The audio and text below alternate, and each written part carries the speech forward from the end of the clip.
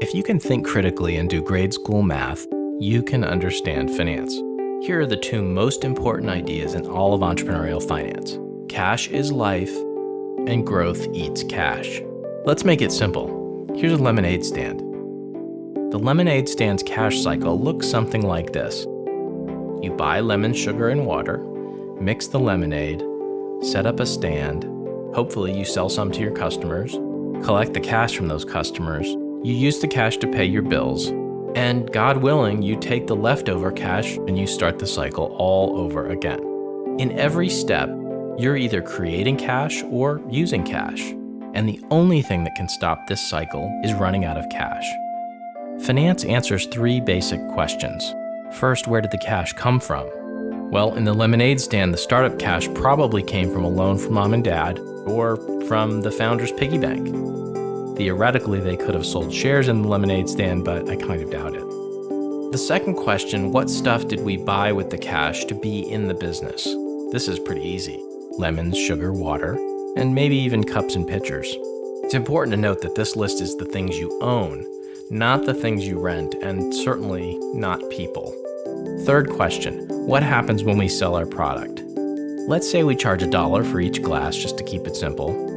We have to pay for the ingredients, the rent, the advertising, the labor, and some other stuff. Here's an easy shortcut. Think of the first list as the gas tank. Think of the second list as stuff that goes in the factory, and think of the third as a sales funnel.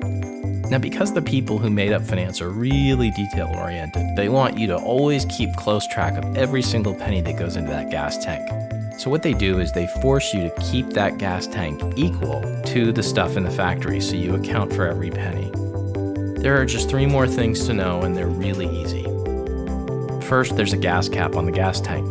You can open it up and pour more gas in directly. Second, there's a pipe that connects the stuff in the factory to the top of the sales funnel. And third, there's a pipe that connects the bottom of the sales funnel to the gas tank. There's a little bit of easy math you have to do to turn the stuff from the bottom of the funnel into actual cash in the accounting sense. You can read about those in Higgins, which is a book I'll recommend at the end of the video. This is a living system. Imagine the lemonade stand to keep it simple. Do you see it running? If you want to be really proper about it, you can call the gas tank the right-hand side of the balance sheet, also known as the capital structure or the liabilities and shareholders' equity. You can call the stuff in the factory the left-hand side of the balance sheet, also known as the assets. And in finance, the sales funnel is actually known as the income statement or the profit and loss statement. Now let's say we want to grow from one lemonade stand to two. Well, if we're going to sell more lemonade, we're going to need more stuff in the factory, lemon, sugar, water, and as the stuff in the factory grows, so must the gas tank. Now imagine we run a car factory and we build a second car factory. Or imagine we run a software company and we launch a second product. If we grow assets, sales, or expenses faster than you'd grow internally generated cash, you must raise money from debt or equity. Everything hinges on the relationship between the gas tank, the stuff in the factory, and the sales funnel. This whole living system runs on cash, whether it's a lemonade stand, a car factory, or a software company. Cash is life.